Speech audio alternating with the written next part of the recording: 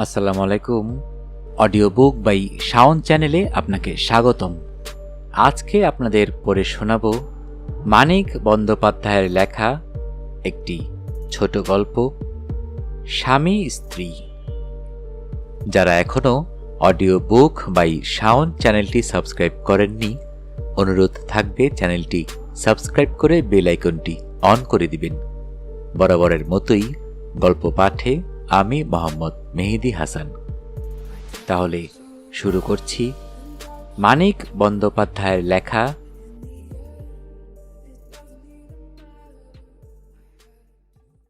স্বামী স্ত্রী। রাত 10টায় মেনকা ঘরে এলো। এ বাড়িতে সকাল সকাল খাওয়া দাওয়ার হাঙ্গামা চুকে যায়। ছোট ঘর, চওড়ার চেয়ে লম্বায় 2 হাতের বেশি হবে না। মেনকার বিয়েতে মেনকার স্বামী গোপালকে দেওয়া খাটখানাই ঘরের অর্ধেক জুড়ে আছে। খাটের সঙ্গে কোণ আছে ভাবে পাশ কাটানোর কৌশলে পাতা আছে গোপালের ক্যাম্প চেয়ার। চারদিকেই চেয়ারটির পাশ কাটিয়ে চলাফেরা সম্ভব। সামনে ছোট একটি টুলে পা উঠিয়ে এই চেয়ারে চিত হয়ে গোপাল আরাম করে বিড়ি মেশাল দিয়ে সিগারেট খায় আর বই পড়ে। পপুলার বই, উঁচু দরের বই যারা লেখেন তাদের পর্যন্ত যে বই পড়ে সময় কাটিয়ে মনকে বিশ্রাম দিতে হয়। ঘরের এক কোণে ট্রাঙ্ক ও সুটকেস স্টিল, চামড়া আর টিনের। ট্রাঙ্কটি মেনকার বিয়ের সময় পাওয়া। রং এখনো উজ্জ্বল, তবে কিসে ঘা লেগে যেন একটা কোণ থেবড়ে গেছে। দেয়ালে কয়েকটি বাজে ছবি আর মেনকা ও গোপালের বড় একটি ফটো টাঙানো। শাড়ি পরার ঢং, গয়নার আধিক্য আর চুল বাঁধার কায়দা ছাড়া ফটোর মেনকার সঙ্গে যে মেনকা ঘরে এলো তার বিশেষ কোনো তফাৎ চোখে পড়ে না। গায়ে একটু পুরন্ত হয়েছে মনে হয়, আবার সন্দেহও জাগে। ফটোর গোপালের চেয়ে ক্যাম্প চেয়ারের গোপাল কিন্তু অনেক রোগা। এতে ফটোর ফাঁকি নেই। বিয়ের পর সত্যই গোপাল রোগা হয়ে গেছে। বিয়ে করার জন্য অথবা চাকরি করার জন্য বলা কঠিন। চাকরি আর বিয়ে তার হয়েছে প্রায় একসঙ্গে। ঘরে এসে দরজায় খিল তুলে দিয়ে মেনকা সেমেজ ছাড়ল। খাটের প্রান্তে পা ঝুলিয়ে বসে জোরে জোরে পাখা চালিয়ে বলল, বাবা, বাঁচলাম। গোপাল বই নামিয়ে তার দিকে তাকিয়ে সায় দেওয়া হাসি একটু হাসল, তারপর আবার বই তুলে নিল। ও মা গো, সেদ্ধ হয়ে গেছি একেবারে। এবার গোপাল বই নামালো না, পড়তে পড়তেই বলল, বিশ্রী গরম পড়েছে। টেবিল ফ্যানটা তুমি আর কিনলে না? তুমি শাড়িটা না কিনলে ন্যাংটো হয়তো থাকতে পারি না। পাখার হাওয়া গায়ে লাগাতে তাই সে এরকম হয়ে আছে। ঘর যেন নির্জন, একজোড়া চোখও যেন ঘরে নেই। 3 মাস বাপের বাড়িতে কাটিয়ে 7 দিন আগে এখানে এসেছে। প্রথম দিন এভাবে হাওয়া খেতে পারেনি। ছি, লজ্জা করে না মানুষের? এক দেহ, এক মন, এক প্রাণ যারা 3 মাসের ছাড়াছাড়ি তাদের এমনি করে দেয়। দেখা হওয়া মাত্র চট করে এক হয়ে যেতে পারে না। 3 মাস তারা পরস্পরকে কল্পনা করেছে, কামনা করেছে, ব্যথা আর ব্যর্থতার নিঃশ্বাস ফেলেছে, মুক্তির আস্বাদ আর স্বাধীনতার গৌরবে আনন্দ অনুভব করেছে শাস্তির মতো। রাত জেগেছে, আবেগের চাপে সময় সময় দম যেন আটকে এসেছে কয়েক মুহূর্তের জন্য। কত অভিনব পরিবর্তন ঘটেছে দুজনের মনের মধ্যেই। দেখা হবার পর আবার এক দেহ, এক মন, এক প্রাণ হতে খিল দেওয়া ঘরে একটা রাতের, অন্তত আধখান বা সিকিখান রাতের সময় লাগবে বইকি। যন্ত্রের পার্টস খুলে আবার ফিট করতে পর্যন্ত সময় লাগে। বিধাতা মিস্ত্রি হলেও লাগে। শরীরের ঘাম শুকিয়ে গেলে মেনকা পূবের 2টি পর্দা লাগানো জানালার একটিতে গিয়ে দাঁড়ালো। পাশের একতলা বাড়ির ছাতে গরম জ্যোৎস্নার ছড়াছড়ি। তার পরের তেতলা বাড়ির 7টা জানালা দিয়ে ঘরের আলো বাইরে আসছে। আজকাল কখন সবগুলো জানালার আলো নেভে কে জানে। বিয়ের পর কিছুদিন এ খবরটা সে জানত। 4টে জানালা অন্ধকার হতো প্রায় 11টায়, 2টি হতো 12টার কাছাকাছি, আর তেতালার কোণের জানালাটি নিভত রাত 1:30-2টোর সময়। ওই ঘরটিতে কে বা কারা থাকে তাই নিয়ে সে কত কল্পনাই করেছে। অন্য সম্ভবপর কল্পনাগুলো তার মনে আমল পেত না। পরীক্ষার পড়া করতে ও ঘরে কাউকে রাত জাগতে দিতে সে রাজি ছিল না। তার কেমন বিশ্বাস জন্মে গিয়েছিল তেতলার ওই কোণের ঘরটিতে তাদের মতো এক দম্পতি থাকে, বিয়ে যাদের হয়েছে অল্প দিন। তাদের মতো ভালোবাসতে বাসতে কখন রাত 2টো বেজে যায় ওদেরও খেয়াল থাকে না। তারা অবশ্য আলো নিভিয়ে দেয় অনেক আগেই। বাড়ির ভেতরের দিকে তাদের জানালাটি শুধু ঘন সারশির, ঘরের মধ্যে নজর চলে না, কিন্তু আলো জ্বলছে কি না জানা যায়। ওদের তেতলার কোণের ঘরটিতে আলো জ্বালিয়ে রাখার অসুবিধা নেই। বাপের বাড়ি থেকে ফিরে আসবার দিন তারা প্রায় রাত 3টে পর্যন্ত জেগেছিল, কিন্তু সেদিন ও বাড়ির জানালার দিকে তাকাতে খেয়ালও হয়নি। মেনকা আপন মনে আফসোসের অস্ফুট আওয়াজ করল। সে রাত্রে বড় বাড়াবাড়ি হয়ে গিয়েছিল। এক রাত্রে সব একঘেয়ে হয়ে গেল। বাপের বাড়ি যাওয়ার আগে একটানা 6 মাস একসঙ্গে কাটিয়ে যেমন হয়েছিল। ঘুম আসছিল, আফসোসটাই যেন ঘুম কাটানোর বেশি কি করে দিয়ে গেল মেনকার। স্তিমিত চোখের একটু চমক আর পিঠের ঠিক মাঝখানে মৃদু শিরশির। গোপাল মনোযোগ দিয়ে বই পড়ছে। পড়ায় বাধা দিলে সে বড় বিরক্ত হয়। কিছু বলে না, কিন্তু বিরক্ত হয়। বিছানায় ফিরে গিয়ে মেনকা ইতস্তত করে, যতক্ষণ না তার মনে পড়ে যায় যে বেশি রাত জেগে বই পড়লে গোপালের মাথা গরম হয়ে যায়। ঘুম ভাঙিয়ে তাকে বড় জ্বালাতন করে গোপাল। মনে হয় শান্ত সুবোধ মানুষটা যেন বদলে গেছে, মদ খেয়েছে। এমন বিশ্রী লাগে মেনকার, এমন রাগ হয়। সে কি পালিয়ে যাবে? পরদিন সে কি ঘরে আসবে না? দিনের পর দিন ঘুম ভাঙিয়ে একটা মানুষকে কষ্ট দেওয়া কেন, যার শরীরও ভালো নয়? অথচ সে যদি কোনো দিন দরকারি কথা বলতে বলতে মাঝরাতে গোপালের ঘুম ভাঙায়, যেদিন কোনো অজানা কারণে তার নিজের ঘুম আসে না, অথবা হঠাৎ ঘুম ভেঙে মনটা অদ্ভুত রকম খারাপ লাগে আর সমস্ত শরীরটা অস্থির অস্থির করায় ছটফট করতে ইচ্ছে হয়, গোপাল শুধু বলে, কাল শুনব, সকালে শুনব। তবু যদি সে নিজেকে তার বুকে খুঁজে দেবার চেষ্টা করতে করতে করুণ সুরে বলে, ওগো শুনছ, বুকটা কেমন জ্বালা করছে, একটু সোডা খাও, বলে সে পাশ ফিরে বালিশটা আঁকড়ে ঘুমোতে থাকে। তবে মেনকার বুকটা সত্যি জ্বালা করে। মাসে 6 মাসে একটা রাতে হয়তো এরকম ঘুম আসে না, অথবা এইভাবে ঘুম ভেঙে যায়। হলই বা তা অম্বলের জন্য। কথা কইবার একটা সে লোক পাবে না, পাওনা আদরের একটু তার জুটবে না, এই ভয়ানক দরকারের সময়। ইতস্তত করার কয়েক মিনিটে আবার ঘুমটা ফিরে এসেছিল। হাই তুলে মেনকা বলল, শোবে না? এত যে পড়ছ, চোখ তো আবার কটকট করবে কাল। গোপাল বলল, চ্যাপড়াটা শেষ করেই শোব, 5 মিনিট। মেনকা শুয়ে চোখ বুজল।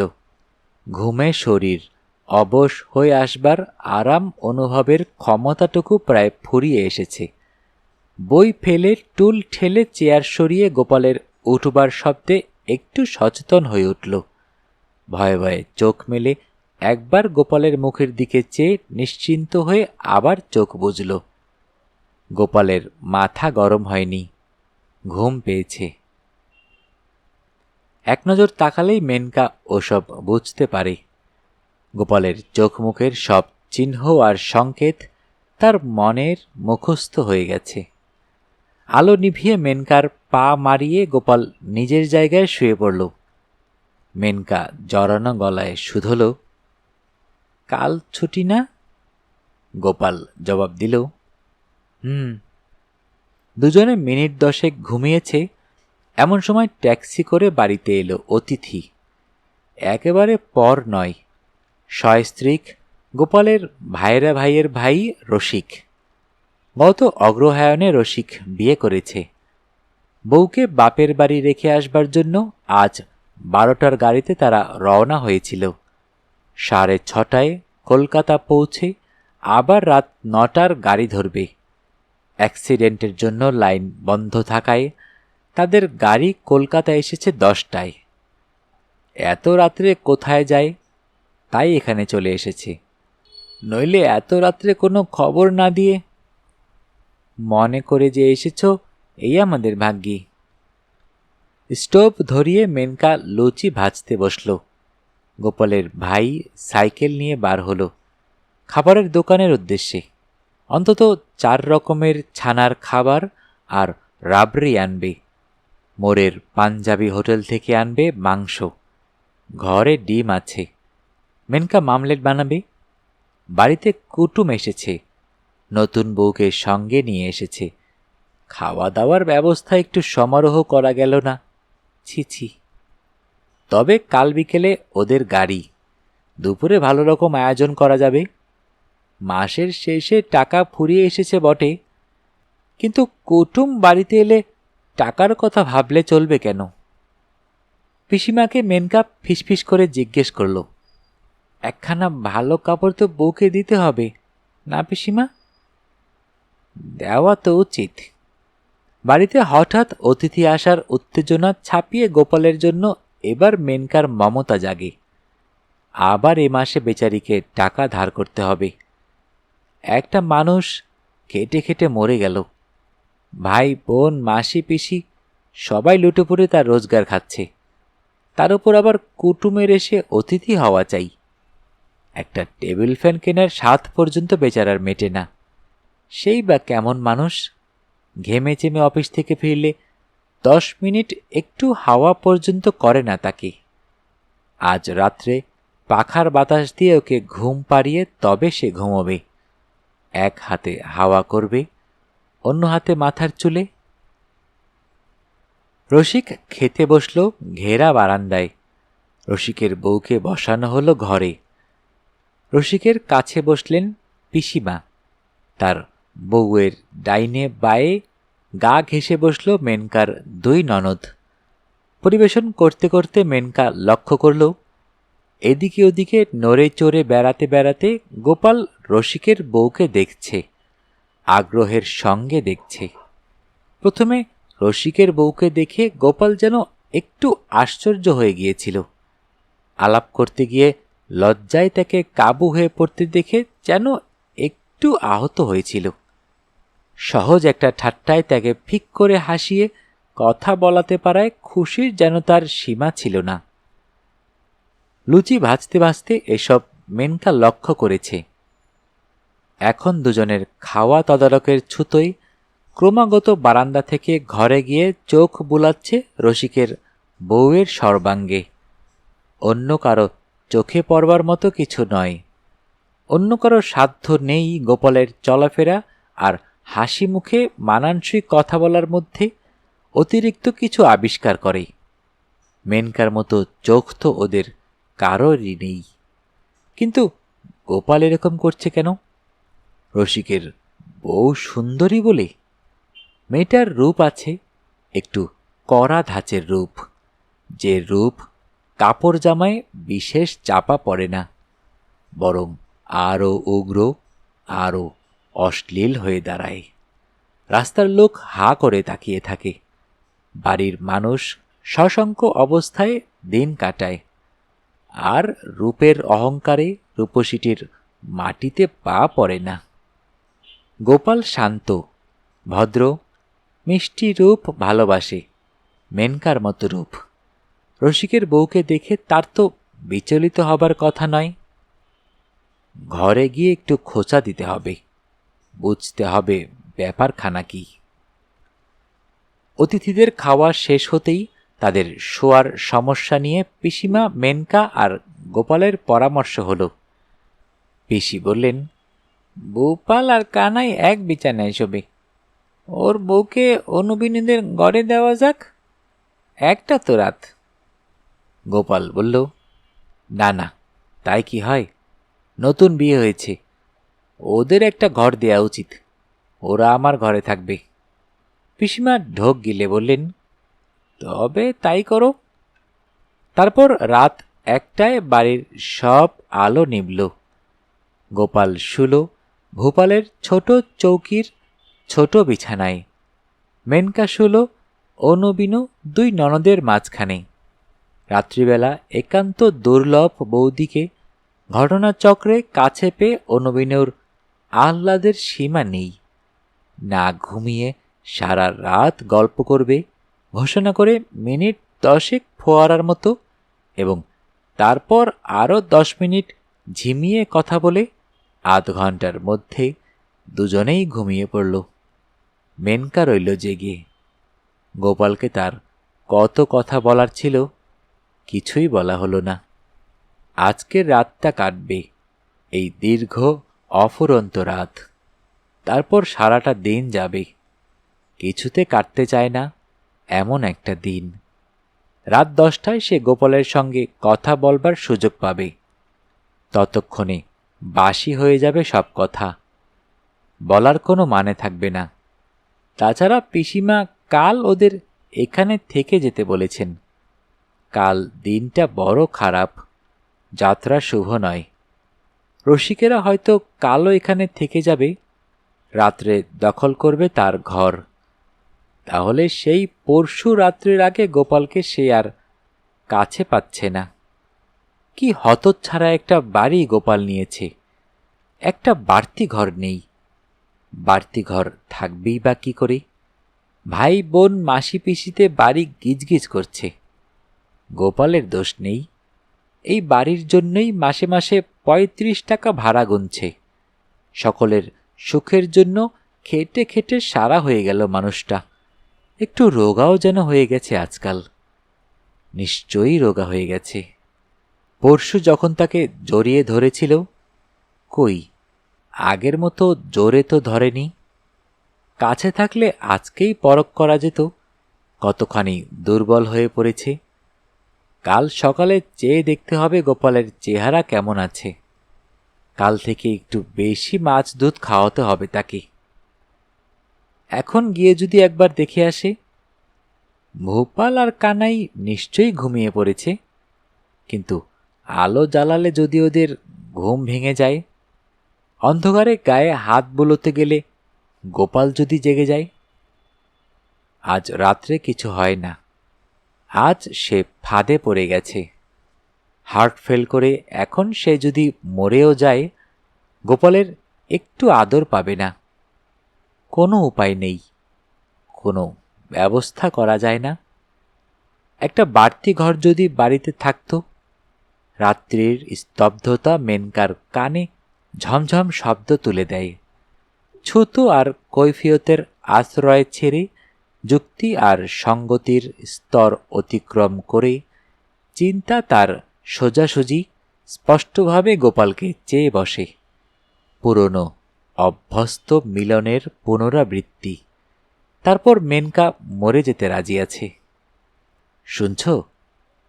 একসঙ্গে শীত আর গ্রীষ্ম অনুভব করে মেনকা শিউরে উঠল। জানালার শিকে মুখ ঠেকিয়ে গোপাল গলা আরেকটু চড়িয়ে বলল, ঘুমিয়েছ নাকি? আমায় একটা অ্যাসপিরিন দিয়ে যাও। মেনকা সাড়া দেবার আগেই ঘরের এক প্রান্ত থেকে পিসিমা বললেন, কে রে গোপাল, শরীর খারাপ লাগছে নাকি? না, গরমে মাথা ধরেছে, অ্যাসপিরিন খাবো। তুমি ওঠো না, ওঠো না কিন্তু পিসিমা, তোমার উঠে কাজ নেই। মেনকা দরজা খুলে বেরিয়ে এলো। অ্যাসপিরিন যে ঘরে রয়েছে। তবে অ্যাসপিরিন থাক, ছাতে গিয়ে একটু শুই। ভোপালদের ঘরটা বড় গরম। খোলা ছাতে শোবে? অসুখ করে যদি? কিছু হবে না, একটা পাটি বিছিয়ে দাও। ঘর থেকে মেনকা পাটি আর বালিশ নিয়ে এলো। একটি বালিশ।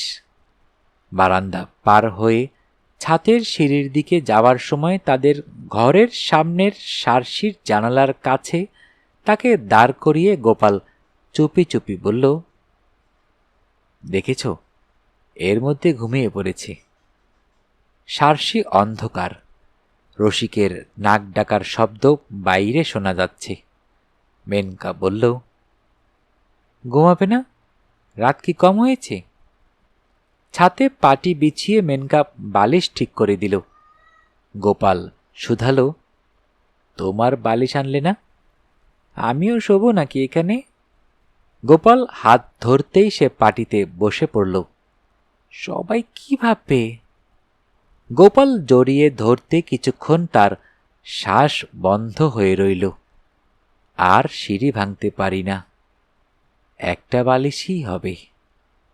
তেতলা বাড়ির কোণের সেই ঘরের জানালাটা আলিশার উপর দিয়ে দেখা যাচ্ছিল।